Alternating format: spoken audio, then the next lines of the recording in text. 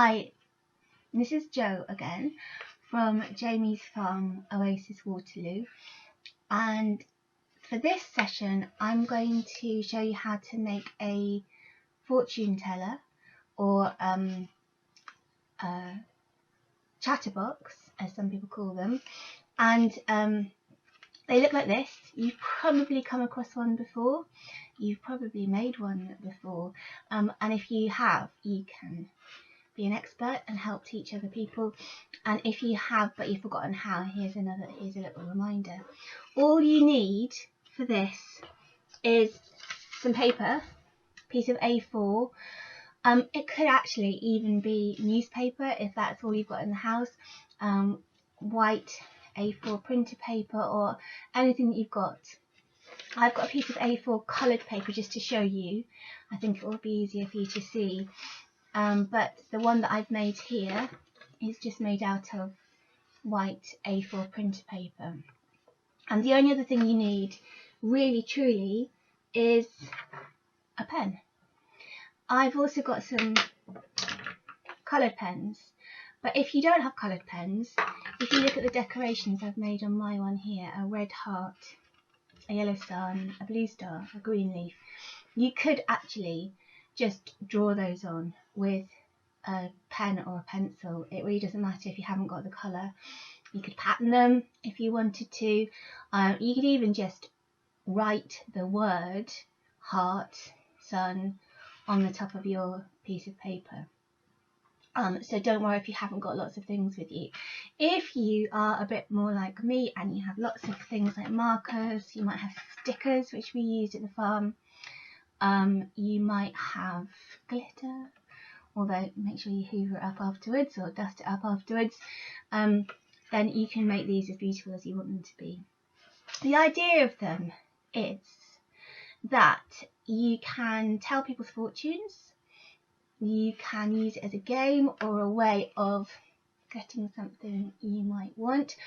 So for instance, if I said to you, pick one of the shapes on here, and you might say star, I would use my fortune teller or my chatterbox to spell out stars and open my chatterbox at the same time in two different ways. Let me show you. So S, T, A, R, and then if you look inside, you can see that I've got some numbers in there. And if I was playing with you, I'd ask you to pick a number, and you might say, let me see what's in there, you might say number 5, in which case I would then spell out the word 5 or count up to 5. It's up to you. 1, 2, 3, 4, 5, and then I would ask you to pick another number, and you can see that this time's a different set of numbers, and let's say you have picked number 7. I would then open up my chatterbox, lift up under number 7, and in this one it says squawk like a chicken, and so you'd have to go bark, bark, bark, bark, bark, bark, bark, or whatever the instruction was. The other ideas I've got in here are, no, I'll tell you those at the end. Okay, so let's get going with how to make one of these. So like I said, you just need one piece of A4 paper, and I'm going to get rid of me now so that you can see my hands. So I'm just going to lean forward and put the camera onto the table rather than onto me, because you don't need to see me. And this is a rectangle piece of paper, and you actually need a square piece of paper.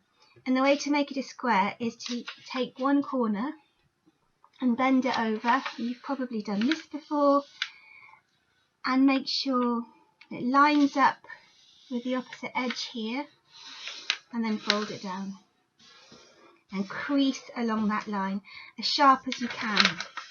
Not everybody likes creasing. If you're one of those people, what you can do is you can use a pen to make the line if you want to, or a ruler's even better, or perhaps you could ask someone else to do it for you. And then you need some scissors, and you're going to cut off that extra rectangle and saves a piece of paper, good for game scoring or doodling or writing a note of apology if that happens to you sometime. Okay, and then I've got my square piece of paper, and I think you've got to see that crease going through the middle. And now we're going to fold from this corner here to this corner. So we've got a square piece of paper, and it's now got folds from corner to corner with a centre point in the middle. Can you see that? Okay, and now what we're going to do, instead of going from corner to corner, we're going to go from edge to edge. Let's do the first one that way, and then edge to edge the other way. And it should look a little bit like a square Union Jack. Can you see that? Okay. Next thing we're going to do is we're going to start folding inwards. So we've now got a centre, and you can see I put my finger on it. I'm going to take each of these four corners and fold them into the middle. This part, try and be a bit accurate. It's not the end of the world if you get things out of line, but it makes it a bit easier to play with it afterwards if it's accurately folded. So take the corner into the middle, make sure it's lined up, and then fold that in. So it's got a little flap into the centre. And we're going to do that all the way around.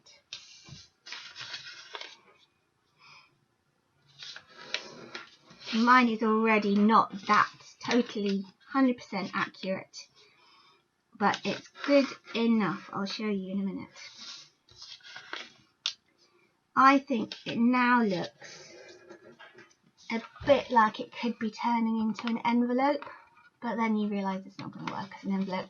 It's got all those four corners pointing in to the middle and a nice fold on the outside edge. Okay, now we're going to turn it round to this side, which has just got the folds on, it's got no flaps in it, and we're going to do the same thing again. So we're going to fold the corners into the middle, one at a time, like this.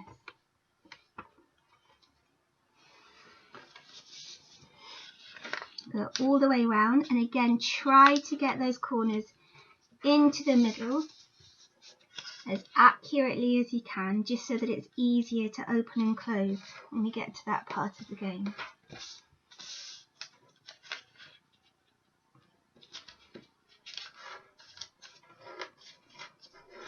Okay, and now it should look like this. So both sides have got little sort of flaps, a little like a bit of a froggy face there. I don't know what that one looks like. Sort of looks a little bit like an envelope to me. This one starts to have a bit of a mouth face on it.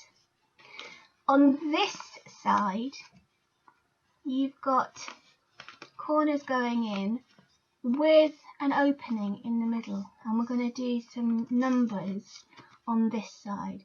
It's different from the other side, which just has the four square flaps. This side has the triangular flaps, and it has little openings on the inside. So we're going to use that side, put it down on the surface, and we're going to use a pen. I don't need my black pen. Here it is. And we're going to mark 1 to 8. So 1, 2,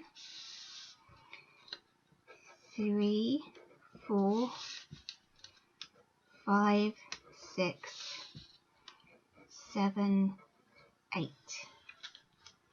And it should look like this. Okay, good. And on the other side, so I'm going to show you this one again. I'll show you the one I've already made. On the white one and the blue one are looking very similar. And on the other side, we're going to do our colours or our shapes, entirely up to you. So what I meant before was you could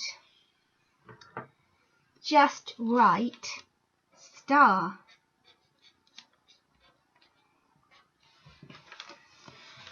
Instead of having the actual star. Or you could just draw a heart. It doesn't have to be a coloured heart or a red heart, anything. It doesn't matter at all, because what you're going to use these shapes for is spelling out the name of the object, or in this case you could have used the colour. So it really doesn't matter what. If you haven't got a set of colours, you can just use a single pen or a pencil if you need to. Okay, so let's finish this one off. I'm going to match it up. So let's say moon on the other side, and let's do a, what did we have before? A leaf.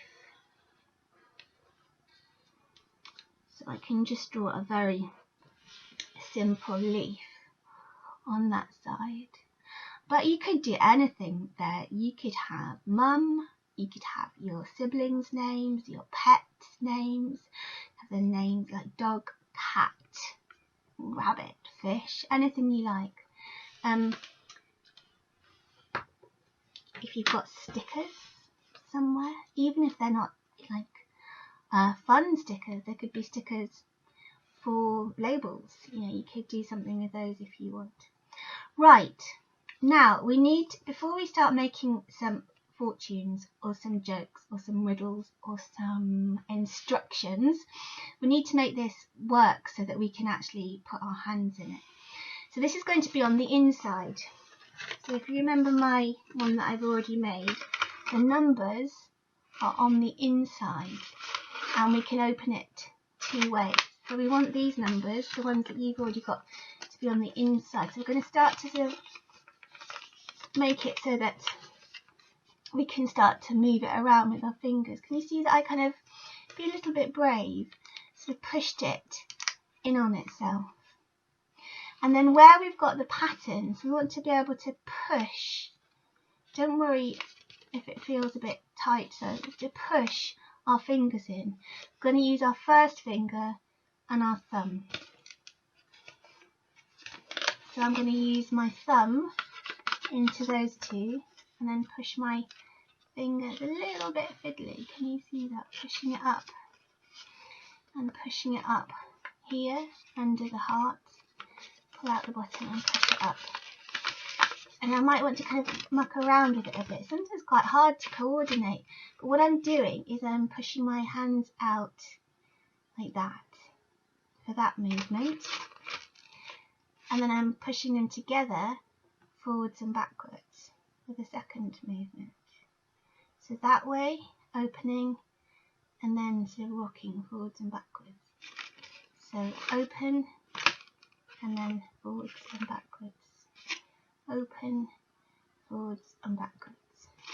Okay, excellent. Right, so now what we're going to do is write some instructions under our numbers.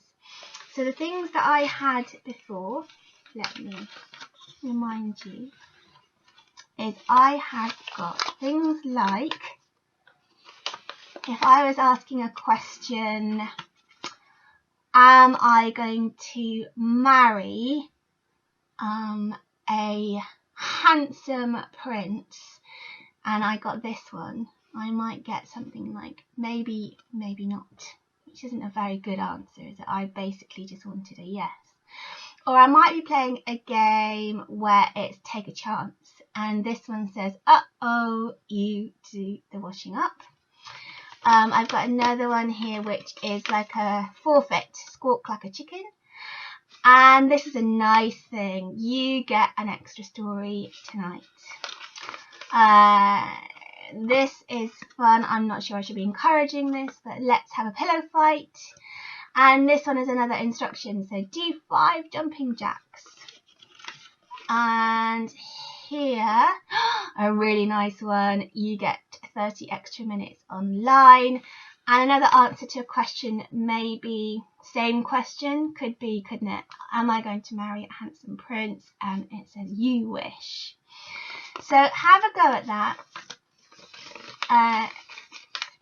You can use it for all sorts of different things. And you know, at the moment when you're going around at home and everyone's maybe doing their own thing or a bit gloomy, this could just cheer people up a little bit. And if you are clever, maybe you've got some glue, or maybe you've got, I've got some of these like old stickers. You could change up the inside. You could change up these questions or answers or instructions so that it's not the same every time, but it takes quite a while to get through them all, so it can be quite fun. And you could each have a different themed one. You could make them the colours of your football team, favourite football team. You could concentrate on topics that you like best, like outer space or animals. And just for a little bit of fun, it'll use up at least an hour if you get to play it with everyone that you're at home with. Okay, hope that was fun, and that you get to make a couple of these at least, and maybe see you again. Bye.